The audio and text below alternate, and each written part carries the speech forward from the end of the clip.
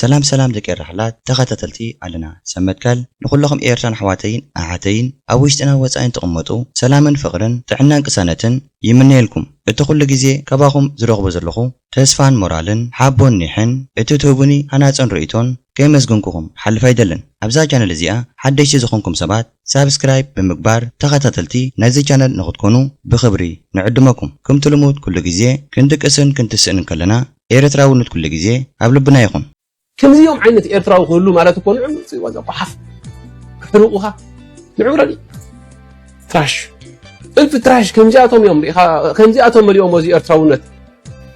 لما أنتس تحاوسكي في الشخ تبلغي دوتهم لنا تقولوا إذا رصح بعلاقة تريوان لهم الفي كم جاءتنا عينت سنة لبونا زي بالله قرأت ده قدف لبو سيدو عشاء حلاي كتيلو سريقو عميسو زميو أيكون عند أسير زل حلاي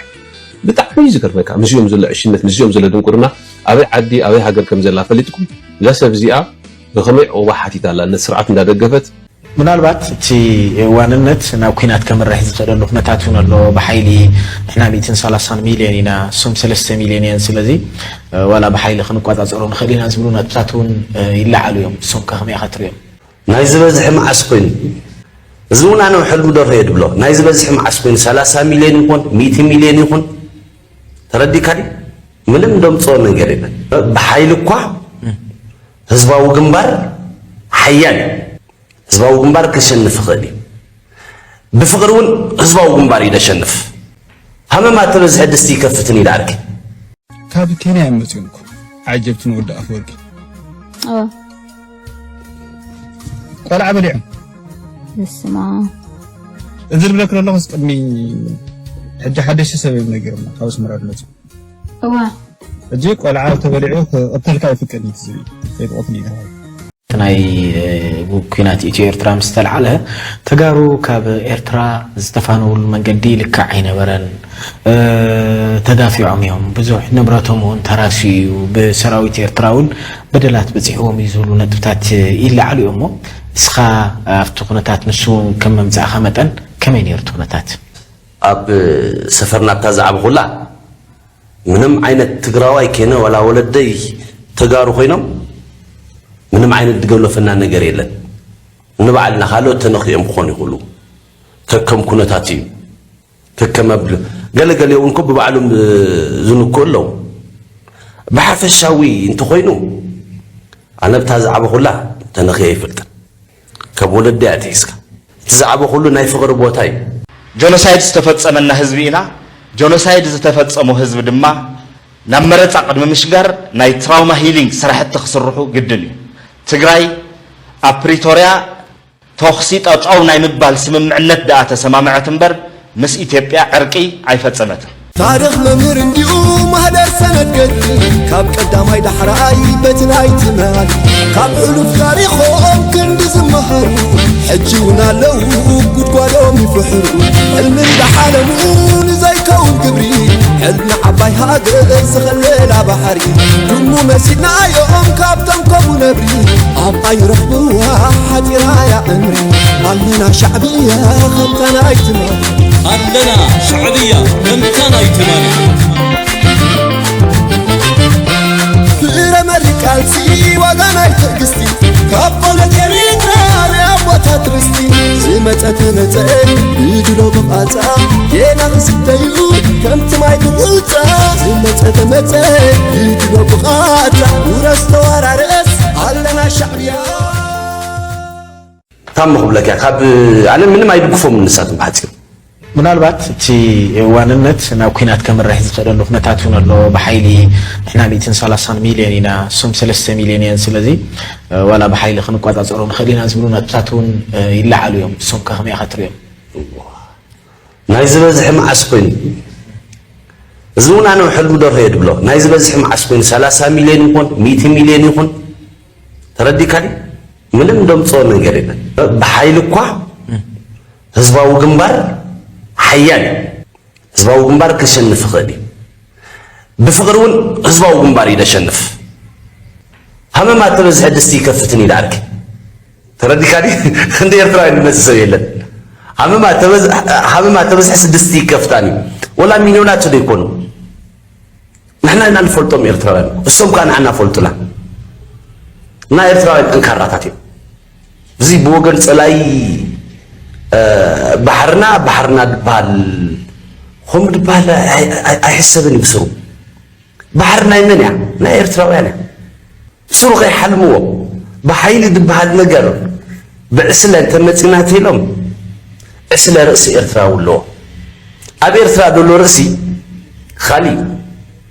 سلازي زي محرتي ورد لما تمثال عايزون دي كان أي خلني يقول لك إليه إزي كزارب سنحة دكير حالات أبي إرتها قرنا زعبه تقراوا يزخون دلو نإرتها وجنتن تبعتن ندا مسكرة كقولتون كلي أبتز حلفة من قسنا إثيوبيان ولا تمل أختي بخالقوت بعصباته ولا أنت محالفه ناتا أجندا مخانو فلطينا إثيوبيا لعلي 100 مليون حزب زلوا هاجر إذا زي تقم 3 مليون إثيوبيا بحري كتقم كمجرا تخلكنا زبل حتون تهريز تحوسون زيناتهم كمنيو تعذيبناينا حجونا تبحرنا أبوتي زلو نابز خدي يقولون بحري بحيلي كنحزينا زبلو انت خوينم كا كمتا نايا بوتاتهم أبتا بحري متحل أي كترفومني إزي كزارب سنحة تقراوي مالتيو أبي إرتها زعبه إزو قلعا أبا حمد زبلو زلو حلم درهوي نايز بزح ديكونه 100 مليون خون ولا لعلي انت خونه زومصو نجار يلني زبل دلو إزو نحنا نفولطينا بحيل انت مصنا حزباو جنبار حيالي بحيل انت مصنا حزباو جنبار يسعري بفقر انت مصناون حزباو جنبار يسعري همما انت بزحه دستي ايكفتني بحصيرو اتجنتن تبعتن ناي حزباو جنبار كغلصو يصنيحو كم تنفولطو كل غيزه إيرتراو زيغا اي فكرنيو اي جهرنيو ولا عو سراح انت سرحه بتي عو سراح يسرحو اي فكرنيو أي جهرني بزخونة جين السبزي أبي إرتها قرنا ديو عابيو أبي إرتها قرنا كعبن كلن زخونة نجار تقراوي بمخانو بسنكي تقراو النتو أبي إرتها قرنا سجمات متيوديو ويزخونة جونت ويكلبت ولا كأبي إرتها قرنا نبها قرم إثيوبيا خدون كلو حزب إرتان منقسي إرتان أقافي عوام ديو أقافي عمن بعلو يقلتنا سلزلو سنيلنا نسمعينا تناي وكينات إثيو إرترا مستلعلها تجارو كاب إرترا استفانو المنجدي لكعين برن تدافع عميهم بزوح نبراتهم تراسي وبسراويت إرتراون بدلات بزحوهم يزولون نتبتات إلا عليهم اسخا افتقنتات نسون كم مزع خمتن كمين يرتقنتات طيب مسلك عب حماق جيزيكو حماق قد مكة تخكلي السخاء ترديكا كدنا بإرترا ولا أبتنا يكونن أقول لك قدامي أحمى الله قال السي قد في باللغة أنا هزي تيوم حمى أتخوينهم زيوم حمى أتخوينهم نامتين أنا متصدر نحس تردكاني نابت السلامين أنا مت أبتزنبر وسعت أب سفرنا بتازع بقولا منهم عين تقراوي كنا ولا ولدي تقارو خوينهم منهم عين تقولوا فنان نجريلا نبعلنا خالو تنخي مخوني خلو كم كنتاتي كم أبل قال يوم كوب بعلم زنو كله بحرف الشاوي انت خوينو انا بتازعب خلا تنخي يفلت كبولد داتيسك تزعب خلو ناي فقر بوتاي اما نغرك في الطريق قال اندي الله يحلف له كلا يا خمس خوينو كلا يا خمس خوين دي بال تمنقسدي ولا تهزب لي خطب ليكن اب ساعه دبلغلغي دبلغلغ سلازخونه بديل النختب لا يدخل تجيزي بدل مبر سبك بدل لا يخل بوخين يردني برا بزبا غزاب تازع بقول انا الوعلي ولا خب ولد ياتيسكا من عينت زقط من نجر يله اتصاري بعلي نداو قرش خمال سيخفلنا انا بتا تمهراي يله 4 قرش قال اندال تشلا غزام زع خفيله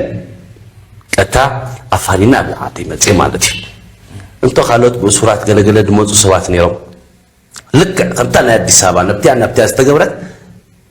تقبابي لهم دعنبر تبي لهم يكون يسمع من عليه مالتي مسكرنتك مهاب صبغي حقي من مسكرك صبغي اتي لوا حزبنا فقار حزبنا ابلعلي زخون حبرتسب صلق خمزي يبلو قرحنت خمزي يبلو نتوم لدق زيغنا اب هاجرنا زنبرو تغواري يخونو امحاري يخونو بزي قدس ابير هاجرنا كنبرون كلو بسلاماو منقدي هيوتهم اندامرحو كنبرو صنيحميم ابزبا قازا خمزه عبيه بعليو كحبرنا صنيحو كمتي ايرتراو زيغا كاب اثيوبيا حبر عينخا دس يبلنان نسخا اثيوبياوي سلازي كونكا ود هاجرنا سلازي كونكا كاب هاجرنا وصايلوم ንብረቱን ትካላቱን ገንዘቡ ዘሚቶም ሃጊሮም ጥራይድ ናብ ሃገሩ ክሰግዎን ከለዉ ብኤርትራ ሃገርና ግን ብኸም መንገዲ ይኮነን ተኻይዱ እቶም ኣብ ሃገርና ዝነበሩ ኢትዮጵያውያን ማለት እዩ ማለት ተጓሩ ኣምሓሩ ካልእ ኣብ ኤርትራ ሃገርና ዝጸንሑ ብሰላማዊ መንገዲ ናብ ሃገሮም ተፋንዮም እዮም ገሊኦም ሰባት እንታይ ይብሉ ትግራዋይ ኮ ካብ ኤርትራ ናብ ኢትዮጵያ ክሰገጉን ከሎ ኣጋፊዖም እዮም ከምዚ እንዳበሉ ብሓሶት ዝምስክሩ ሰባት ነይሮም እዮም ኤርትራዊ ዜጋ ኮ ኩሉ ግዜ ፍትሓዊ እዩ ኢትዮጵያውያን ክንሶም ናብ ኤርትራ ሃገርና ተሰይዶም ምስ መጹ ህዝብናን መንግስትናን ወላ ሓንቲ ተነጽሎ ኣይወረደሎምን ኢትዮጵያውያን ስለ ዝኾኑ ከምዚ ንሶም ናብ ኢትዮጵያ ሃገሮም ምስከድና ኣብ ፈቆዶ ማዓስከራት እንዳ ዳጎኑ ካብቲ ማዓስከር ንኸይትወፅእ ዝእጉድኻ ከም ድላይካ ናብ ከተማታት ከም ዘይትንቀሳቐስ ኣብ በዓል ሽመልባን ዓዲ ሓርሽን ካልእ ማዓስከራት ኣብ ካምፒ ዝዓጽዎ ንኤርትራዊ ዜጋ እቶም ተጓሩ ይኾኑ ኣምሓሩ ይኾኑ ኣብ ኤርትራ ሃገርና ዝነበሩ ግን ከምቲ መንግስቲ ኢትዮጵያ ንኤርትራዊ ዜጋ ኣብ ኢትዮጵያ ዝገበሮ መንግስትና ግን ፍትሓዊ ስለ ዝኾነ ከምቲ ናቶም ኣሰራርሓ ኣይሰርሕን ዝኾነ ኢትዮጵያዊ ዜጋ ኣብ ኤርትራ ሃገርና ከምቲ ኤርትራዊ ዜጋ ይሰርሕ ሰሪሑ ገዛኣቱ ብሰላማዊ መንገዲ ደቁ ይዕቢ መኒኻ ዝብሎ ሰብ የለን ግን ከኣ እቲ ናይ ኣቦ ንመንሃቦ ስለ ዘሎ ኣብቲ ዝሓልፈ ኩናት ናይ ስጋ ስለ ዝኾኖም እታ ዝዓበዩላ ሃገር ክሒዶም ጠሊሞም ንሕዋቶም ክሕግዙን ወረ ክቀባብሉን ብውሽጢ ሰሊኾም ዝሰርሑ ነይሮም እዮም ተቀባቢሎም ዳ እምበር ተቢሎም ኣይኮይና ይስምዐኒ ንባዕለይ ማለት እዩ ጽቡቕ ንእሽተይ ኮንካ ከመፂኻ ማለት መንእሰይ ልሓዞ መንእሰይ ኮንካ ከመፂኻ ሰው መንእሰይ ምስቲ ምዃንካ ብዙሕ መንገድታት ዝገጠሞም ከማኻ መናእሰይ ከም ዘለዉ ብዝተፈላለዩ መንገድታት ይግለጽ እዩ ስኻ ግን ጽቡቕ ከም ዝነበረን ሰብ ክብድል ኣይክእልን ግዜ እዩ ዝብድል ዝብል ረዚን ሓሳብ እውን ትልዕል ኣለኻ ከመይ ኢልካ ካብ ወለድኻ ተፈሊኻ ማለት ወለድኻ ተሪፎም ስኻ ዝመፂኻ ከመይ እዩ ትምፍለላይ እወ ኣነ ካብ ወለደይ ዝተፈለኹሉ ሰዓት ኣብታ ቤት ትምህርቲ ዝመሃራ ዝነበርኩ ሰዓት ማለት ሕዚ ናብ ካልእ ከይነብል ኢለ እምበር ኣብታ ቤት ትምህርቲ ዝመሃረላ ሰዓት ትግራዋይ ምዃነይ ፈሊጠ ኣሓፍር ነይረ ዝተወሰኑ ሰባት መፅኦም ይገሉኒ ነይሮም ኣነ እንታይ ማለት እዩ ሙና ዓደይ ዶ ትወስኒ በትኻ በትግራይ ቁልውላዋ ትግፋ ወዲ ግፋ ስለ ዘሎ ትግራዋይ ጥራይ ኣይኮነን ዝግፈፋ ወላ ኤርትራውን እዩ ትግፈፍ ወላ ኤርትራዊ ትግፋ ኣብ ትግፋ ንኹሉ እያ ንሓደ ድበሃል ነገር የለን ተምሲኻ ተቢልካ ንኹሉ እያ እዚ ኸ ሓገ መንግስቲ ናይቲ ዓዲ እዩ መንግስቲ ክትግዛእኻ ግዴታኻ እዩ እቲ መንግስቲ ዘውፅኦ መንግስቲ ኤርትራ ዘውፅኦ ክትግዛእ ግዴታኻ እዩ ግዴታኻ እንድሕር ፈፂምካ ኢኻ ጉቦኻ ክትረክብ ትኽእል ስለዚ ትግፋ እውን ግዴታ እዩ እቲ ግፋ ካብ ስርዓት ንላዕሊ እንድሕር ወፂኡ ክገፍፍ ዝኽእል ሓደ መንግስቲ እኮ ዘድልዮ ነገር እንድሕር ተደይ ሰሚዕካ ወይ ተደይ ኣዳሚፅካዮ ኣዳምፀኒ ኢሉ ክስሕበካን ክሕዘካን ዝኽእል እምበር ብዘይ ምንም ነገር ክከብለካ ይኽእል ንዳማመፅ ኮይኑ እዩ ዝስምዐና እቲ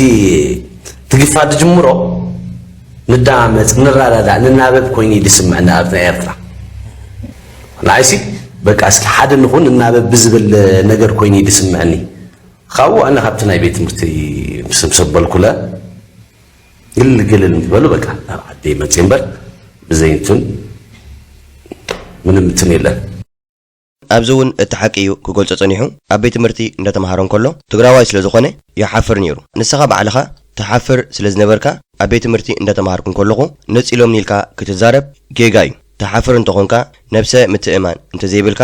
ነብሰ ምትሓት እንተሃሊካ ወላ ተፈታዊኻ ከም ዝነፀለካ ኮይኑ ይስምዓካ ወላቲ ምስኻ ዝኸይድ ዘሎ ዓድክኻ እውን ከም ዝነዓቐካን ከም ዝፀልኣካን ከም ዘናእሰካን ከምኡ ኮይኑ ይስምዓካ ናቲ ጠንቅኸ እንታይ እዩ ካብ ገዛእ ነብስኻ ምሕፋር ዘምፅኦ ኣሎ ነብሰ ምትሓት ኣሎ ካብዚ ዝተበገሰ ንነብስኻ ባዕልኻ ኢኻ ተሃስያ ማለት እዩ መንግስቲ እውን ክሰምዓካ እንተኾይኑ ንመንግስቲ ክሰምዕ ኣለካ መንግስቲ ጥራሕ ንዓይ ስምዓኒ ክትብል ኣይትኽእልኒ ኢኻ ወላ ኣብ ዘለኻይ ሃገር መንግስቲ ጥራሕ ደይኮነ ንዓኻ ክሰምዓካ ንስኻ እውን መንግስቲ ክሰምዖ ኣለካ ሕግታት ከተኽብር ኣለካ እዚ ምስ ትገብር ጸገም ዝበሃል የለን ምስ መንግስቲ ተናቢብካ ክትጓዓዝ ኣለካ መንግስቲ ዘውፅኦ ክትግዛእ ግዴታኻ እዩ ዝብል ዘሎ ምግዛእ ደይኮነ ሕጊ መኽባሪ ኣብ ዘለናይ ሃገር መንግስቲ ሓድሽ ሕጊ እንተውፅኡ ይገዛእና ደይኮነ ዘሎ ንዓና ዝጠቅም ሓድሽ ሕጊ እዩ ኣውፅኡ እምበር ንኽገዛእካ ኣይኮነን ስለዚ መንግስትና ሓድሽ ሕጊ ከውፅእ እንከሎ ንህዝቢ ክገዝእ ደይኮነ ነቲ ሕጊ ተኸቲልና ምስ መንግስቲ ተናቢብካ ሓቢርካ ናይ ምስራሕን ንሃገር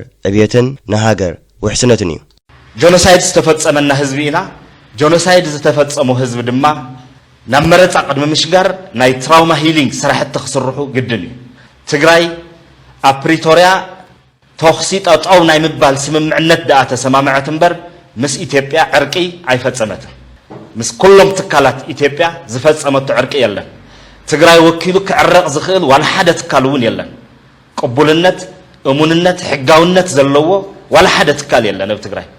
እዚ የብዘየለሉ ዕርቀ ብዘይተፈጸመሉ ትማሊ ግፋ በለው እንዳበሉ ጀኖሳይድ ትግራይ ዝመርሑን ዘሳሲዩን ዝነበሩ ሓይልታት ፖለቲካ ምንም ከም ዘይተፈጸመ ሎሚ ህዝቢ በብከንዱ ኣብዚ ተደርበየሉ መጽኦም ምረጹና ዝብል ቅስቀሳ ክገብሩ ማለት ኣብ ልዕሊ ቁስሉ ጨው ምንስናስ ኣብ ልዕሊ ቁስሉ ግራጭ ምምላስ እዩ ዝኸውን ከምቲ ዝፍከር ዝበሃል ዝነበረ ዝተኣወጀ ኩናት ዝተኣወጀ ናይ ጽንተት ኩናት እንዲ ተፈጺሞ ትግራይ እቶም ኣዋጅ ዝእውጅ ዝነበሩ ሓይልታት ሳይኮሎጂካሊ ነቲ ህዝቢ ከሰኩንዎ ዝኸድዎ ዝነበሩ ክያዶ ብመረፃ ሰበብ ንኽስኮን ዝበለፀ ጥጡሕ ባይታ ይረኽቡ ኣለዉ ማለት እዩ ሕውየት እዩ ዝደሊ እዚ ህዝቢ ክሕከም እዩ ዘለዎ ስምባደ ዘሎ ህዝቢ እዩ ሕተታቱ ክምለሰሉ እዩ ዝግባእ እቶም ከምኡ ዝገበሩ ሓይልታት ፍትሒ ተረጋገፀን ይቕሬታ ኣይተሓተተን ዕርቀ ኣይተፈፀመን እዚ ኩሉ ብዘየለሉ ካሕሳብ እውን ኣይተገበረን ኣብ ዝኾነ ይኹን ናይ ኢትዮጵያ ትካል ህዝቢ ትግለን ከምቲ ዝበልኮ እውን ወኪል ይብላን ትግራይ ብህዝቢ ሙሉእ ቅቡልነት ዘለዎ ወኪል ይብላን ዋላ ሕጋዊ ቅቡልነት ዘለዎ ወኪል ይብላን እዚ ብዘየለሉ ብኩሉ መዳይ ክረአ ከሎ ጆኖሳይድ ብኻሊእ መንገዲ ዘቐፅል ዓይነት ኣካይዳ ሓደጋ እምበር ዕድል ክኸውን ይኽእልን ፀጋ ክኸውን ይኽእልን ስለዚ እቶም መሰረታዊ ሕቶታት ንጎኒ ገዲፍካ ናይ ቴክኒካሊቲስ ወግዒ ናይ ፕሮሲጀር ናይ ፎርማሊቲ ወግዒ እዩ ዝግበር ዘሎ ምድላው ኣለና መጽናዕቲ ኣካይድና ኢና መረፃ ክንገብር ኢና ተመዛበላይ ብኬንዳ ኮይኑ ክመርፅ እዩ ክነመቻቸሉ ኢና ዝበሃሉ ቀልድታት ንመረፃ ዘይኮነ ናይ ህዝቢ መሰል ንምርግጋጽ ዘይኮነ ህዝቢ ዝበኣሰ ኣሰኩንካ ተስፋ ክስእን ምግባርን ምድዓኽን እዩ ዝኸውን ህዝቢ ምድዓኽ ስለ ዝኾነ እዚ ቅቡልነት ክህልዮ ይኽእልን ኣነዛ ጉዳይ ናይ ጆኖሳይድ ብጣዕሚ እንድያ ትገርመኒ ሓደ ሰብ ተሃሪመ ክብል እንከሎ ክኸስስ እንከሎ እንታይ ጭብጥለካ ማህረምትኻ ኸ ኣበይ ዘሎ ትሕተት ኢኻ እኮ ወላ ነቲ ሰብ እቲ ስለ ፀላእኻዮ ከይሃረመካ እንከሎ ፈሊጥካ ክትኸሶ ትኽእል ኢኻ ፅልእ ስለ ዘለካ እዩ ኣብ ትግራይ ከዓ ጆኖሳይድ ተፈፂምና እዩ ዝብሉ እንተኾይኖም እቲ ጆኖሳይድ ዘብሎ ክእምን ዝኽእል መርትዖ ከቕርብሎም ጆኖሳይድ ተፈፂምኒ እዩ ኣብ ዘለኩም እዚ ከዓ ራእይዎ በዚ መንገዲ ህዝብና ጠፊኡ እዩ እዛ ሃገር እዚኣ ወይ እዞም ሰራዊት እዚኦም ጆኖሳይድ እንተፈጽሙ ከለዉ ብቪድዮ መልክዕ ብዝእምን ከቕርብሎም ወለቲ ንስኻ ዝእምን እዩ ዝበልካዮ ቪድዮ ይኹን ኣሳእል ይኹን ከም መርትዖ ዝሓሰብካዮ ክምርመር እዩ ስቕልካ ይኮነን ስንዕ እንዳበልካ ጆኖሳይድ ተፈፂምኩም እዩ ካሓሳ ግባኣኩም እዩ ካሓሳኹም ከዓ ባሕሪ እዩ ኣስመራ እዩ ወይ ኣዲስ ኣበባ እዩ ኣይበሃልኒ ብትኽክል ንህዝቢ ትግራይ ብዙሕ ፀገም መፂዎ ሽግር መፂዎ እዩ ህዝቢ ትግራይ ኣብ ደረጃ እዚ ንኽወድቕ ህዝቢ ትግራይ ንኽጠፍእን ንኽሳቕን ዝገበረ ግን ምን ምዃኑ ንፈልጦ ኢና ኣንታ ፍሉይ ህዝቢ ንመነትካዩ ተስእ ንዓኸነ ትግራዋይ ዝስዕር የለን ሃገረ ትግራይ ከነምፂና ባሕሪ ከነምፃልኩም ኢና ከምዚ ዝበለ መንዲ ሕወሓት ኣይኮነን ንሶም እኮም ንህዝቦም ባዕሎም ኣጥፊኦም ንዕኦም ንኽጥዕሞም ክወፅዋ ከም ዘይክእሉ ስለ ዝፈለጡ ስርኤን ፈቲሖም ዕጥቆም ኣራጊፎም ጽቡቕ ዝኾነ ህይወት ዝነብሩ ዘለዉ እኮ እቶም መራሕቲ ናይ ትግራይ እዮም ህዝቢ ትግራይ ከ ከፊእዎ ኣሎ ሓሲምዎ ኣሎ ናብ ስደት ከዓ ኣምሪሕሎ እቲ ካሕሳ ዝበሃል እንታይ እዩ ናይ ምንታይ ካሕሳ እዩ ምስ ኢትዮጵያ ዕርቂ ዝበሃል ኣይገበርናን እዩ ዝብል ዘሎ እዋ ንስኻ እንታይ ዲኻ ኢትዮጵያዊ ደይኮንካን ኢኻ ኢትዮጵያዊ ንስኻሲ ምስ ኢትዮጵያ ሃገረይ ዕርቂ ኣይገበርኩን ምስ ኢትዮጵያ ሃገረይ ኣብ ጽልእየ ዘለኹ ክትብል ይከኣል ዶ ኢትዮጵያ ብዓባያ ክጠቕሳን ከለኻ እኮ ኣብ ኢትዮጵያ ከምዚ ኸመኻ መዓት ሕብረተሰብ ኣሎ ብዙሓት ክልላት ከዓ ኣለዋ እየን ክልል ናይ ኣምሓራ ኣሎ ክልል ናይ ኦሮሚያ ኣሎ ክልል ናይ ዓፋር ኣሎ ክልል ናይ ኦጋዴን ኣሎ ኮተ ወዘተ መዓት እዮም ዘለዉ ምዚኦም ኩሎም ኣይተዓረቕኩን እዩ ዝብል ዘሎ ቀዳማይ ነገር እዚ ሰብ እዚ ኣብ ልዕሊ ሃገርናን ህዝብናን ሰራዊትናን ዘለዎ ጽላኣት መግለጽ የብሉን ንሰላም ዘምር ካብቶም ነዝናይ ሰላም ጽምዶ ዘይቅበልዎ ሰባት ይዝኾን ዘሎ ንህዝብኻ ከተውሕስ እንተኾንካ ብሰላማዊ መንገዲ ስቕልካዚ ብፍቕራን ጀህራን ዘይኮነ እዚኦም ክስቶ ጸላእትና እዮም ምስ በዓል ክስቶ ኣይተዓረቕናን ኣብ ቅርሕንቲና ዘለና እንዳበልካ ንህዝብኻ ዝጠቅም ዘይኮነ ንህዝብኻ ዝጎዲ እዩ ኢትዮጵያ ሃገርኩም ክትኩሕሰኩም ድያ ኣይ ክትኩሕሰኩምን ነንሕትኩም ኢኹም ተቀራረቡ ሃገርኩም ስለ ዝኾነት እታ ወላይት ሃገርኩም ኣብ ልዕሊኹም ግፍዕ እንዳፈጸመትን ከላ ጆኖሳይድ እንዳፈጸመትን ከላ ንዓኣ ገዲፍኩም ሰራዊት ሻዕብያ ቀቲልና እዩ ሰራዊት ሻዕብያ ጆኖሳይድ ፈጺሙ እዩ ሰራዊት ሻዕብያ ቀታሊ እዩ ክትብሉን ከለኹም ኣብ ልዕሊ ሃገርና ጽላኣት ስለ ዘለኩም እዩ ኢትዮጵያ ሃገርኩም ከኣ ወላይት ሃገርኩም ስለ ዝኾነት ንኢትዮጵያ ሃገርኩም ኣሕሊፍኩም ኣይሃብኩማን ኣብ ዝሓለፈኮ ተዓዚብና ኢና ከም ናይ ሰራዊትና ሚሊታሪ ተኸዲንኩም ድራማ ክሰርሑን ከለኹም እኮ ንሰራዊትና ንኸተጸልሙ ኢልኩም ኢኹም እኮ ከም ናይ ኢትዮጵያ ሚሊታሪ ተኸዲንኩም ድራማ ኣይስራሕኹምን ሃገርኩም ስለ ዝኾነት እቲ ህዝብን እቲ ሰራዊትን ከም ሰራዊትኩም ስለ ትርእይዎ ኣሕሊፍኩም ኣይሃብኩሞን ሕጂ እውን ህዝቢ ትግራይ ሰላም ይዘድልዮ ሰላም ክረክቡ እንተኾይኑ ምስ ኩሉ ሕብረተሰብ ኣብ ዝርያኹም ዘሎ ሰላም ፍጠሩ ንሰላም ከኣ ዘመሩ ኢኹም ካብ ኬንያ መጽንኩም ዓጀብትን ወዲ ኣፈወርቂ ቆልዓ በሊዕም እስማ እዝር ብለክ ለለኹ ስቅድሚ ሕጂ ሓደሽ ሰብ እዮም ነገርና ካብ ስምራድ መጽ ሕጂ ቆልዓ ተበሊዑ ክቕተልካ ይፍቀድ ትዝብል ከይትቆትል እዩ ተባሂሉ كأطر كان زي فكرت سامي يعني رسوب عاشح توقع يا خان دحر نفسه مثل خالق كأطر ما أسرتوا ينادوا يا ما أسرتها oh my god اسمع كوادي ومن تيلو لم يسوس كاب كينيا يمسونكم عجبتني ود أفوركي قال عبليعم اسمع إذن بلك الله سقدمي ሕጂ ሓደሽ ሰብ እዮም ነገርና ካብ ስምራድ መጽ ሕጂ ቆልዓ ተበሊዑ ክቕተልካ ይፍቀድ ትዝብል ከይትቆትል እዩ ተባሂሉ كأطر كان زي فكرت سامي يعني رسوب عاشح توقع يا خان دحر نفسه مثل خالق كأطر ما أسرتوا ينادوا يا ما أسرتها oh my god اسمع كوادي ومن تيلو لم يسوس ኣብዚ እንታይ ተረዲእኩም ደቂ ረሓላት ወላ ሓንቲ እንታይ ዛረብኩም ዘለውን ኣይርዳእካኒ ሓንሳብ ዓጀብትናይ ወዲ ኣፈወርቂ ሰብ በሊዖም ኣብ ኣስመራይ ዝብል ዘሎ ዓጀብት እንተኾይኖም ሰብ እዮም ዝኾን ዘለዉ ሰብ ደወደይ ንሰብ በልዕ ኣነ ሪአን ሰሚዐን ኣይፈለጥኒ ብፍላይ ከ ኣብ ሃገርና ሓደ ሰብ ንሰብ ክበልዕ ርኢና ኣይንፈለጥኒ ኢና ኣብ ሃገርና ከምኡ የለን ካልእ እውን ነቲ ዝብኢ እንተቐቲልካዮ ትቕፅዕ ኢኻ ሕጂ እቶም ዓጀብቲ እዮም ዝኾን ዘለዉ እቶም ዓጀብቲ ኣዛብእ ይተሓውሱ ከም ዘሎ ኣይርድኦ እንዲ በቃ እታ ፖለቲካ ትበሃል እዚኣ ካብዝን ላዕሊ ዓቕሚ የለን ዝብኢ በሊዕዎ መቕጻዕቲ መጸካ ኣብ ሃገርና ጥራሕ ደይኮነ ወላ ኣብ ዘለናይ ሃገር እንስሳ እንተቐቲልካ ትቕጻዕ ኢኻ ንሕና በቲ ኩሉ ግዜ ንሪኦ ፕሬዚደንት ኢሳያስ ኣፈወርቂ ናቶ ዓጀብቲ ኬንያውያን ድዮም ካብ ኬንያ ዝመፁ ድዮም ይሕሶ እንተበሉኻሲ ንሓደ ሰብ ኣይትደፍኑን ኢኻ ፖለቲካ ይስራሕ እዩ እንተበሉኻ ፖለቲካ ብሓሶት ኣይስራሕን እዩ ንሓደ ሰብ ከተጸልሞ ትኽእል ኢኻ እንተኢሎምኻ ኣልዕላ ኣቢልካ ንሓደ ሰብ ኣይጸለምኒ ሕጂ እኮ ኮነ ኢሉ ንናይ ምጽላምን ንናይ ምክፋእን ተታሒዝዎ ስለ ዘሎ እንታይ ዛረብኩም ዘለውን ኣይርድኦኒ ከምዚኦም ዓይነት ኤርትራዊ ክህሉ ማለት እኮ ንዑ ጽዋዛ ቋሓፍ ክሕርቑኻ ንዑረኒ ትራሽ እልፍ ትራሽ ከምዚኣቶም እዮም ሪኢኻ ከምዚኣቶም መሊኦም ወዚ ኤርትራውነት لما أنتس تحاوسكي في الشخ تبلغي دو تبلغي تهلو محوسي ألنا حدا نقر انتايو اسكا قومتو بحدا سوي خزار بدلي جون بلاك ولا جون بلاك عائلة جون بلاش مالتي فردو وسيلو إذا رسح بعالقة ريواد اللهم الفي كم جاءتنا عينة سنة لبونا زي بالله عندنا قرابة ده قدف لبو سيدو عشاء حلاي كتيلو سريقو عميسو زمي وأيكون أنت أسير زل حلاي بتعمي ذكر مكا مزيوم زل عشرين مزيوم زل دون كورنا أبي عدي أبي هاجر كم زل فليتكم لا سبزيئة بغمي أو واحد يتعلق أن السرعة من هذا الجفت زي إسرعنا خمس جبا بس إنسان نسبي ترى بعز أو حقي أبعد حقنا برا لا أبعدنا حقي لنا ولا لا أبعدنا من رجال لنا قوام يلن ازي تكبر ولا لا دون قرو كنزيوم عينت ايرتراويان سي حفا بالكارت بحرتنا ما يبلغ بحرف او غات بحفظ زي كنزيوم عينت ايرتراو كله معناته كون سي وجا بحف كروها نعورني تراش الف تراش كنجاتهم يوم كنجاتهم اليوم وزي ايرتراونت تبرجينا حمدو لزو كله واقع زتخافله كم ذكر كلمه حجي بعد يوم لاك تاثير يلم كندي امبح مبيع كبلو ريهم لهم كم بعز ريوار لهم هيا ثانك يو جاد 5 years president جون بلاش congratulations إفراويان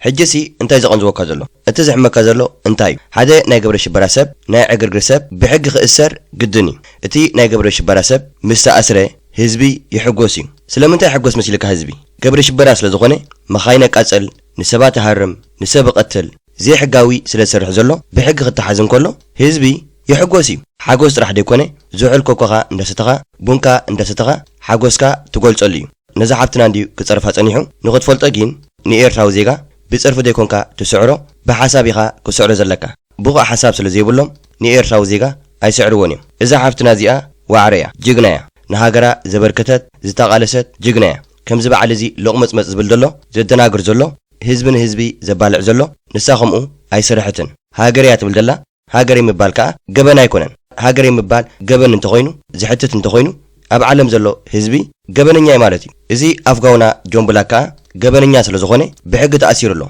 انتاي زقنزوكا دلو زي عبدكا زلو انتايو نسخا سبعي انت خونكا كمتي بعل جون بلاك يسرحو زنبرو زي حقاو سراح ناي قبر الشبارة مالتيو نسخا كوم زي سرح اي سرحني نسو اب جوزو خوينو مسدقو مسبيتو صبو هيوت انت حلفن كله اما العالم زلو ايرتراو زيغا بزوم انت حنجي منجي تتالي لي زلو نعيوم اب شجر زوتو ومبر بعلزي اب تصقم اي اتونيوم اذا حفتنا ون جون بلاك مستأسره نسات راح ديكونت تحقيسا كل ايرتراو زيغا تحقيسيو ني ايرتراو زيغا كهرمن كله جبن كفصمن كله انت خون كان نسخا عقب زي بالكايو نبعلو كوزي امناتو ميدان دامصه كصارفن ناي صلنا يقرحنتن غوسغاس ككايدن كله اجو خايل وي سقيلو تعذيب وي مسا اسرخا اسكت جينا ازي 4 عامتن قلن ديكوني كالو توسخي نا جرمن مصيولو نا شودن مصيولو من غراي دلني اتخسي تدرديرو سلازلو نسخم تتكافلوو محاشه نسخم اي تكافلونيكم صبو سلازلهم تعيمكم سلازلو ناتكم علامه خا كوم سلازخوني ايرتراو زيغا كطفئن كبرسن ناتكم دليت كساب زخوني كسرحلو صنيحكم حجي خا سرحلو لكم جون بلاك ايوصني نخوصكو اياتون نسخم انت لا نخوص ديليتكم ايكونن نزا جغنا حفتنا خا كصرفا تخليخا بسنا حساب انت مصيخاغين بجغنت انت مصيخاغين كباخان لعل سلازخونت كسعر اي تخليخا كتودقاون اي تخليخا سلام دقيري بملخم امل عالم زلخم مالتي I love you I miss you يفتوكمي يفقركمي كلهم امل عالم زلخم ايرتراوان لايكا انتيون سلا هاجركم لكم هيوتكم تخفل زلخم ايرتراوان مالتي جغان عبدك زلخم لما انتس تحاوسكي في الشيخ تبدلخي دوتو من تلو محوسي لنا حدا نجر انتايو اسك قمتو اسك قمتو انتاي كون خوون بحدا سبي خزار بدلي ما حسن عديتات ارتراوين جغانو ارتراوين سمعتات ارتراوين كتصرفون مصحف قدسنا خقاصل الله بتارسياناتنا خيترفه زدفر زنبر السبي اسخابني جون بلاك ولا جون بلاك هاي جون بلاش مالتي فردو وسيد اذا رصح بعلقه ريواد لهم الفي كم جاءتنا عينه سنة لبونا زي بالله عندنا قرافة ده قدف لبون سيدو عشاء حلاي هذا مرة ده كم هذا جون بلاك مالت نعايز تابع الكذب مثل فتح مثل حكي لون قرا سبكت يدو سريقو عميسو زمي وأيكون أنت أسير زل حلاي بتعمل ذكر بك مزيوم زل عشرين مزيوم زل دون كورونا أبي عدي أبي هاجر كم زل فليتكم لا سبزيئة بخمي أو واحد يتعلى أن السرعة من هذا الجفت زي إسرعنا كخون زجبا بزينا إحنا هم فريق لهم زجبا نجيهم حقه زغونه مسرح بفلا يزيات نبر لها غزي ابي اوروبا سامويل تفنا ولا براب زغونه مالتي ورقه يغنصل ولا طاقات كفيل كاري قال ولا دي ساعات زياتهم بزي اساس كم زغيرني كان محتت عقبه محتت موهب ورقه يدلهم ابزي عبي زغونه حمق يزلنا كم بعد زاسي بحق يركاها بندز نصفع مال جون بلاك عميص سريقو ويتا زغونه جبن غير يكون زاسي زلو نسلا فتحي امد على بصبح بانديرا نختكل ايكونت كابز غرمكم دكير علاسي إذا فيديو زي حدش فيديو كونن إذا جغنا حفتنا زيت زربوتو ناي حجي ديكونه ناي قدمي إذا فيديو زي أمتي وزلو سغا حجي مالتي أبزن دحنا سويلنا بدحري مالتيو ناي كريسماس غيرلو ناي حجي زخوندلو سرع سلسانه كل سلزموتو أرئستي سلسانه نزا حفتنا زيا أمتي ومالتي أبتو تهلو بزي قدس ولا حنتي كتقبرو أي تقولنيهم نسغا نبعلغا حق زي تفلت سب بزعبا حقي كتحتت انتاي مسلا لك بزعبا فتحي كتحتت انتاي مسلا لك نسغا نبعلغا زي فتحاوخ نسغا فتحي يدلخو كتبل اي حفرك عندي نسب مهرام فتحاودي نسب مقتال فتحاوي مخاينا حزبي مقصال فتحاودي ازي فتحاودي كونه زي فتحاوي بحقون سلازي حتت بحقي تحاتيتو ابتع تحقلو كتقبلوا طرح زلكم وحد موحد انت ابيكم ما يحرد غيركم قسموا ويكم جون بلاك مالت نعاغيو زطابق الكي نسل فتحي نسل حقي زبل دلو اتي نيرتراو زيغا مهرامسي فتحيو اتي نيرتراو زيغا مهرام حقيو فتح مالت انتاي دي ترغم فتحيخه يردوم دي ترغم ديمقراسي يردوم دو ايردومني بقى ناصنت سلازلو نسب انت حريمكا ناصنتي نسب انت قتيلكا ناصنتي حبيبي ابزي كوم زبال ايسرحني نسب انت حريمكا نسب انت قتيلكا انت سريقكا نزي حلفكا لسب اشنكاي كتهارمو تنكف انت بالكايون بحقي يحتكاي سلازي اذا حفتنا جغنايا مزا جغنا حفتنا تودادر سب سلازي كونكا ولاتي اتفيكم زلكم ابيت ماسرتي زلو كندناي اذا حفتنا جغنا حصاب اغرا ايتاخلنيكم كلهم نسهم عند حنج منجي سلازكونكم ابتنداو حافيكم كنتو حافظ لكم فتحك امدا على بصبح بانديرا نختكل ايكونت እንዴ ደንቆሮ እንዴ ሃላ ኤርትራው ለመስለኩም ከመዓል ዚያዝ አምሰሉ ዝሕዝነካ ነገር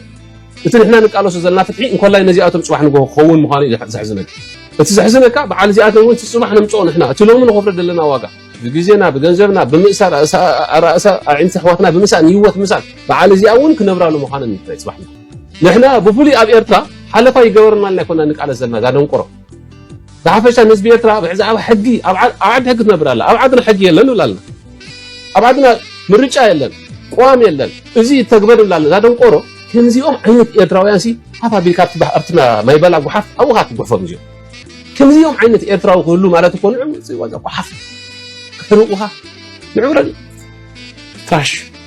እልፍ ትራሽ ከምዚኣቶም እዮም ከምዚኣቶም መሊኦም ወዚ ኤርትራውነት ኣብ ስደት ሃገራ ገዲፋ ባርያ ብግነ ባሕሪ ሰሃራን ክደይ እንዳተዓመፀት እንዳተገርፈት መጫሲ ተመሊሳ ነቲ ስርዓት ስደት ጆን ብላክ بمسارسي حقوستي حمد بعي حنقول تيد كروها وا نحن نقالو سقال سزلنا انت ايز مسلوم كنزي ገንዘብ نحات زلنا فولي داي مسلوم هو ويا غزانا بانديرا ከተከል انت عينه عمره انت عينه ድንቁርና ይዘሎም ኣብ ዓዲ ዲሞክራሲ ኣብ ዓዲ ፍትሒ እንዳሉ ምሳኻ ተሰዲዶም እንዳሉ ዝገርም እኮ ባየር አይኮነም ወጭን ካብ ዓዶም ሃዲሞ እንኳ ይወጭ ከምዚ እኮ ኣብ ዓለም ሙሉ ደሊኻ ኣኻ ዘይትረክብ ካብ ሃገር ሃዲሙ ዝወፀ ተመሊሱ ነትኹም ዝገበሩ ስራ ዝደግፍ ኣብ ዓለም የለን እዚ ዓይነት ተሪዮ ኣብ ኤርትራ ጥራይ እዚ ዓይነት ባርነት ኣብ ኤርትራ ጥራይ ስለዚህ ቶም ኣብ ሃገር ከም ዘላ ትፈልጡ ዝካኣለኩም ክትገብሩ ኣነ ዝላበወኩም በቃ ዝካኣለኩም ክትገብሩ ትሕጋው ዝኾነ ሕጂ ከምዚ ስካንዲኔቪያን ጀሚሮን ዘለዋ ተመሳሳሊ ኣሜሪካውን ማለት ኩሉ እዚ ታ ሕጂ ይሕግዘና ኣሎ ትሕጊ ንሕና ካ ክንሕግዛው ክንሰርሕ ክንክእል ኣለና ኣንሱ ይኽብ ዝደሊ ማለት እዩ ኣብዚ ሕመቕ ሲካ ተዛሪብካ ሰኒዕካ መኻጥራ ዘይኮነ እዚ ንተሓጋገዝ ተቃልሲ نحن حبريتا خنبكا لنا حبريتا تقبيكم قاعد تصرحوا سبات كتلو تركبوا لكم مالتي نزا حفتناسي انت عم كتقبروها كالي دك رحلات كم زندا قبرو نحواتنا كدولن ديم زفتنو احنا خا كل غيزي ابغون نحواتنا احاتنا دو نبل بعل كم زيوم هو زي بلوم بزمن دا حنجمنجي احواتنا كتصرفون بزي قبرو كتصلموهم انكلو بحقون كنا حتى مالنا نزا جقنا حفتنا كتصرفا يصنحو انت كتصرفا صنحكو بحقهم زحتو አይፈልጥ እንዴ እንተ ኾነ ግን ሕጊ ስለዚ ይፈልጥ ነታ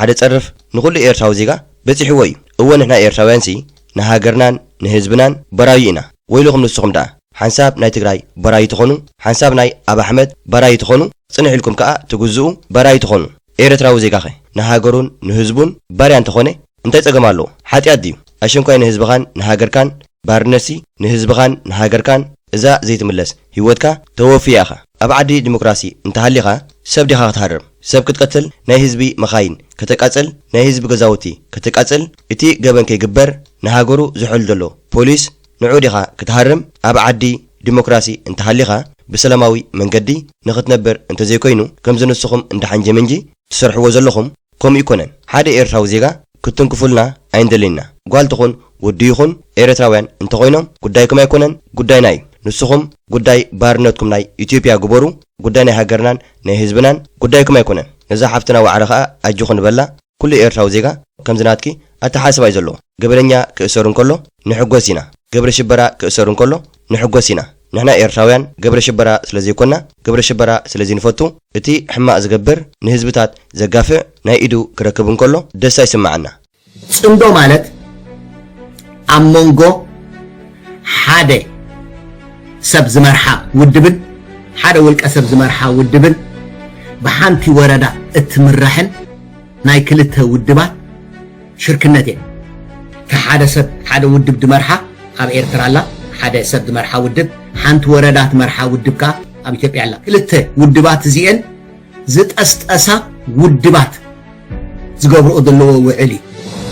ዛ ስርዓት ኢሳያስን ስርዓት እዚኣ ረብዒ ወያነ ድኹምላ እዛ ረብዒ ወያነን ነንሕድሕዶም ብጭካነ ይዋቕዑ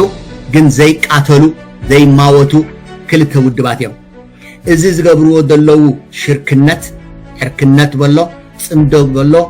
ዘይቅዱስ ናይ ሑጋ ናይ መንነት ምሕዝነት እዩ ኣሕመድ ቀይሲ መጋደልትና ኢሳያስ እዩ ነዛ ሕጂ ዝገብራ ዘሎ ምስ ጽምዶ ንዓ እንታይ ኢሉ ከም ዝገለጸ ነገረካ ስርዓት ኢሳያስ ኢሉ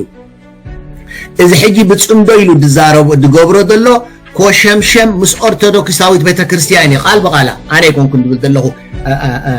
ኣሕመድ ቀይሲ ዝበላ ምስ ኢሳያስ ዕርክነት ኣብ ጫፋ ሓርላታ ኣይትዛዘምን እያ ብጽቡቕ እዚ ስቂልካ ነብሰ መትሓት ዘምጾ ብዙሕ ጸገመን ዘሎ ብዙሕ ሽግር ዘሎ ነውፂ ይገብረልካ ሽበራ ይገብረልካ እንታይ ዘረብ ከም ዘለኸውን ኣይርዳእካኒ ነዚ ናይ ሰላም ጽምዶ ብመልክዕ ሃይማኖትን ብብሄርን ዝርእይዎ ሰባት ኣለዉ ከምዚ ናይዚ ክዛረብ ጸኒሐ ድኹም ዝኾነ ኣተሓስባ ዘሎ እዚ ናይ ሰላም ጽምዶ ናይ ሃይማኖታዊ ኦርቶዶክስ እዩ ይኽብል ጸኒሑ ዓፋር ዶ ኦርቶዶክስ እዩ ኦርቶዶክስ ኣይኮነን እዚ ናይ ሰላም ጽምዶ ንናይ ኦርቶዶክስ ዘይኮነ ናይ ሃይማኖት ዘይኮነ ናይ ሰላም ጽምዶ ስለ ዝኾነ ዝበዝሕ ሰብ ተቐቢልዎ ብትግራይ ከዓ ዝበዝሕ ሰብ ከዓ ተቐቢልዎ እዩ ሰላም ስለንደሊ እዩ እንታይ ዘሸቕለካ ዘሎ ሃገረ ዓባይ ትግራይ ንኸይስራሕ ድዩ በዚ ኣይትሰከፍ ዓባይ ሃገር ኤርትራ ትበሃል ሃገር ኣላትና ንዓና ዓባያ ንዓና ሃብታምያ ህዝብና እውን ንዓና እኹል እዩ ብዙሕ እዩ ስለዚ ብዛዕባ እዚ ናይ ሰላም ጽምዶ ዝስክፍ የብልካን ኣይትጨነቕ ኢኻ ንሕና ኤርትራውያን ፍሉጣት ኢና ሜሬትና ፍሉጥ ህዝብና ፍሉጥ እዩ እቶም 9 ብሄራት ኣብ ሃገርና ዘለዉ ንሶም እዮም ኣሕዋትና ንሶም እዮም ደቂ ሃገርና ብዘይ ዓሌት ብዘይ ሃይማኖት ብዘይ ኣፈላላይ ቀሲኑ ህዝብና ኣብ ሃገርና ዝነብር ዘሎ ኣብ ትግራይ ዘለዉ ትግርኛ ስለ ዝፍትኑ ኣብ ኤርትራ ከዓ ትግርኛ ብሄር ስለ ዘሎ ስለዚ ኣሕዋ ስለ ዝኾኑ ሓደ ክኾኑ ይኽእሉ እዮም ዝብል ሓሳብ ክህልወካ ክእል እዩ ንዓና ንኤርትራውያን ኣሕዋትና ኣብቲ ሃገር ምሳና ዘለዉ እዮም ተጓሩ ኢትዮጵያውያን እዮም ወላ መሓሩ ኢትዮጵያውያን እዮም ንሶም ናቶም ሃገር ኣለዎም ንሕና ከዓ ኤርትራ ትበሃል ሃገር ኣላትና ስለዚ ዘስግእ የብልካን እዚ ስቂልካ ነብሰ መትሓት ባዕልኻ ተምፅእ ዘለኻ ሕማም ካብ ሓንጎልካ ጓሓፎ እዚ ናይ ሰላም ጽምዶ ምስ ኣምሓራ ምትሕዋዝ ዘይኮነ ምስ ትግራይ ምትሕዋዝ ዘይኮነ ወላ ምስ ሱዳን ምትሕዋዝ ዘይኮነ ማዕደ ማዕደ ኾንካ ናይ ሰላም ጽምዶ እንተዘይኮይኑ ናይ ምጅቡላቕ ኣይኮነን ዓባይ ሃገር ምስራሕ አይኮነን ሰላም ጤና ይስጥልኝ እንዴት ናችሁ ሰላም ናችሁ እንግዲህ ዛሬ የምናገረው በዚህ ቅርብ ጊዜ የምናየው ያለን በተለይ ደግሞ የኢትዮጵያ ባለስልጣኖች የኢትዮጵያ አክቲቪስቶች የኢትዮጵያ ምሁራን የሚባሉ በብዙ መንገድ ሲመጡ ሚዲያ ላይ ስናይ አንዳንዴ ሲለምኑ አንዳንዴ ደግሞ ሲጮሁ ትሰማለህ ሲፎክሩ በዛም ለሁለታችን ጥቅም አብረን አድገን ለምን ለውጥ አናመጣም የሚሉ ሐሳቦች ስናይ በጣም የሚገርመኝ ነገር አስተሳሰብ የኢትዮጵያውያኖች ምክንያቱ በጣም የሚገርመው ነገር በኤርትራ ህዝብ ላይ የፈጸማችሁት በደል 80 ዓመት ያህል ለኤርትራውያኖች ወይ የኤርትራ ህዝብ በጨለማ እንዲኖር የሰራችሁት ስራ በተለይ ህዝቡ እንዲጠፋ መሬቱ እንዲጠፋ ኢትዮጵያ የምትባል ትልቅ ሀገር ሰርታችሁ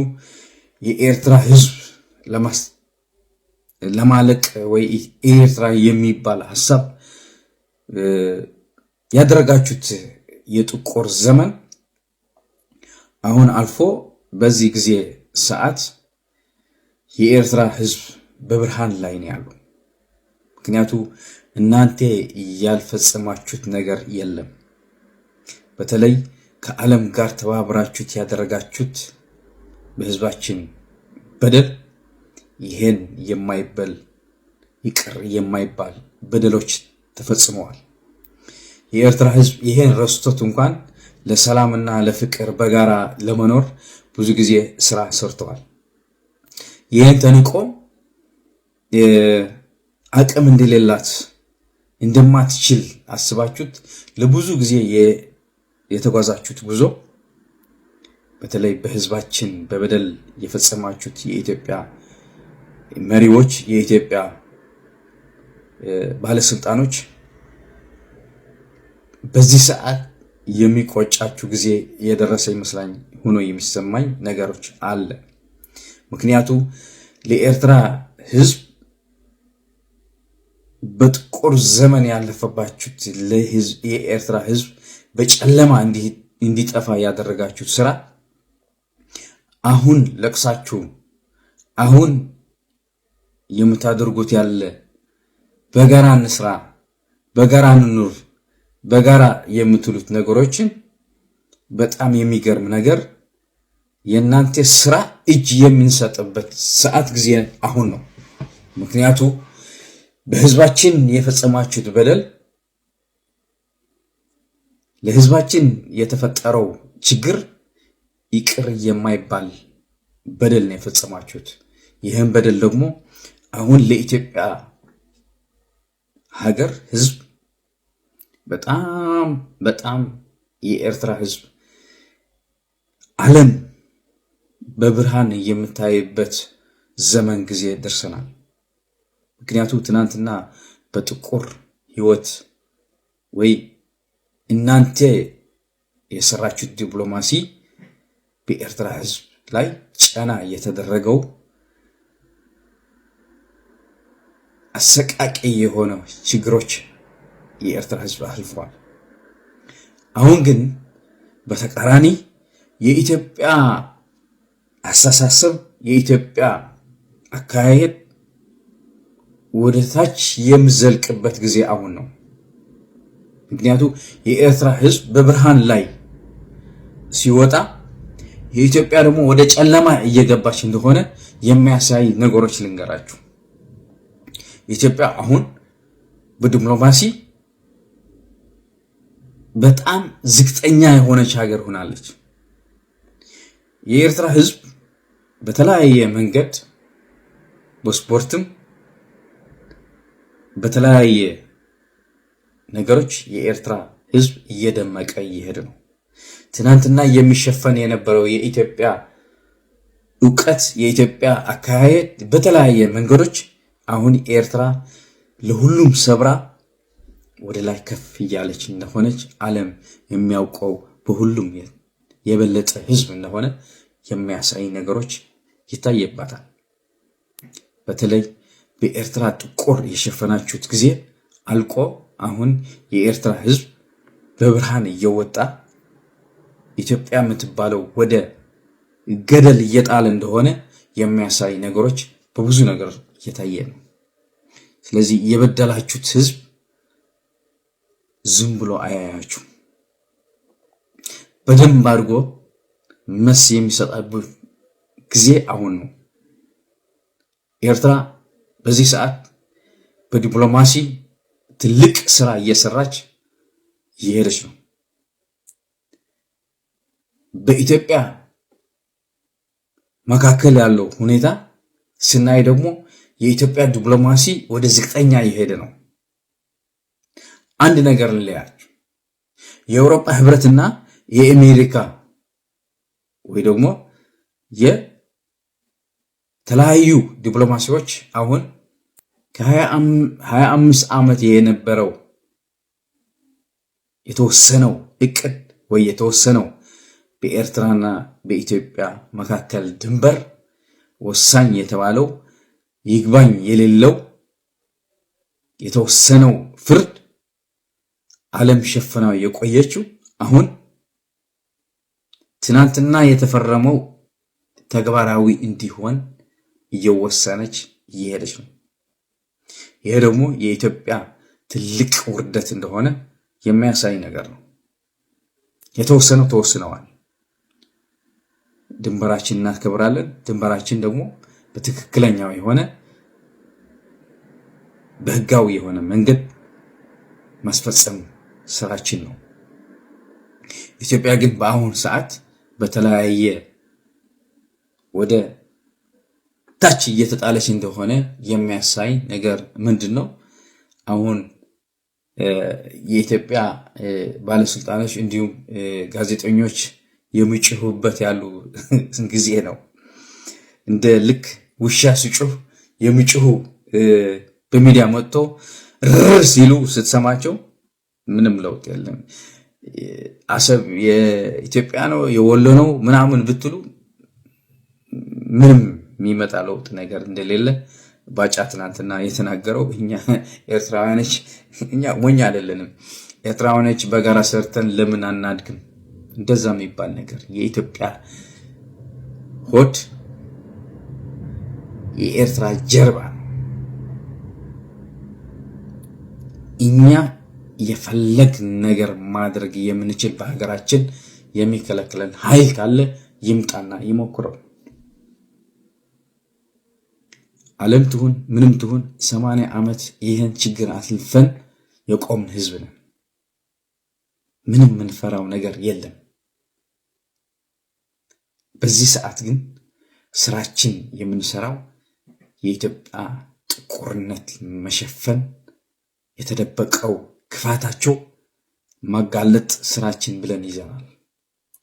ልክ የኢትዮጵያ አስተሳሰብ የኢትዮጵያ ክፋት ለዓለም የምንገልጽበት ሰዓት ጊዜ ነው። እኛ በአእምሮ ነው የምንሄደው። እናንተ በፍከራ በኃይል በምናምን የምታመጡት የምትችሉት ሐሳብ ይዛችሁ ነው የምትሄዱት። እኛ ግን በትክክለኛው የሆነ መንገድ በትክክለኛው የሆነ አስተሳሰብ ዓለም በደንብ አድርገን እናስረዳታለን። ብርሃናችን የሚገለጽበት ሰዓትና ጊዜ አሁን ነው። በደንብ አድርገን የምንጫወትባችሁ ሰዓት የ80 ዓመት ውጤት የምንከፍለው ሰዓት ጊዜ አሁን ነው። ወዳችሁም ጥላችሁ ጄነራል ቢመጣም የተማረ ቢመጣ የሆነ የመጣ ይምጣ፣ ታሪክ የሰረተን ህዝብ በታሪክ የመጣን ማንም ያልሰጠን ደማችን ከፍለን ዓለም ያሳወቅነው ከአፍሪካ አንደኛ የሆነች ኤርትራ ማንም የሚያውቀው ታሪክ ይዘን ሰንደን የምንሄድ ሰው ነን። ስለዚህ በትክክለኛው አሁንም ብትመጡ አሁንም ድንበራችን ነኩ የምትመጡ ኃይል ካለው አቅም ካለው ይምጣና ይሞክረን። ከአሁን በኋላ ከእናንተ ጋር ምንም ምንሰራበት ምንም ምናወራበት ጊዜ ምንሰጥበት ጊዜ የለም። ለሰፊውዝ ዓወትና ሓፋሽ ዘለዓለማዊ ዝኽርን ሰማዕታትና